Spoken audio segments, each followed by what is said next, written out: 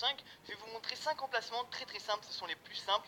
Il y en a beaucoup plus sur la map, mais vous allez voir que c'est assez compliqué.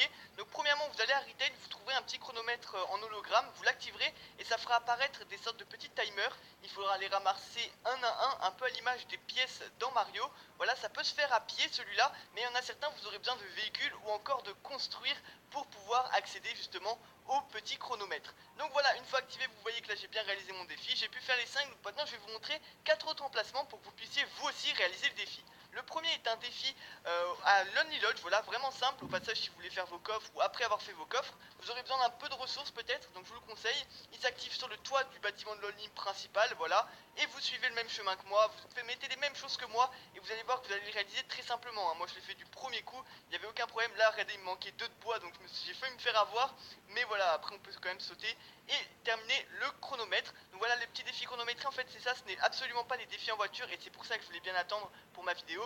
Pour le suivant, on est au milieu de la rivière principale de la carte. De toute façon, à la fin, vous allez voir, je vais vous montrer l'emplacement. Pour le défi, là, il faudra construire, comme je vous avais dit, donc rien de bien compliqué. Il faudra construire en carré, en montant et en faisant planche, sol. Voilà, rien de bien compliqué. Il y aura, comme d'habitude, des petits timers à récupérer. Et une fois, voilà, que vous voyez le défi se débloquer, vous avez terminé. Pour l'emplacement, comme vous allez pouvoir le voir, hop là, j'ouvre ma carte, on est vraiment à cet endroit là sur la carte, donc voilà, vers un distributeur si vous préférez. Je crois qu'il y a un distributeur à la petite cabane en bois, pas loin.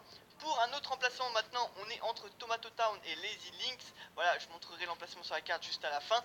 Hop, et tout simplement, comme vous pouvez le voir, là on aura besoin d'une voiture, ça ne peut pas se faire à pied. Je pense que ça peut se faire au caddie, et si ça se fait à pied, vous aurez besoin de répulsive pour la fin, sinon vous n'aurez pas assez de temps. Voilà, sinon je vous conseille d'aller à Lazy Link, vous choper une petite voiture. Comme vous allez voir, là moi je vais me chier, donc je vous conseille de bien rester et de ne surtout pas freiner.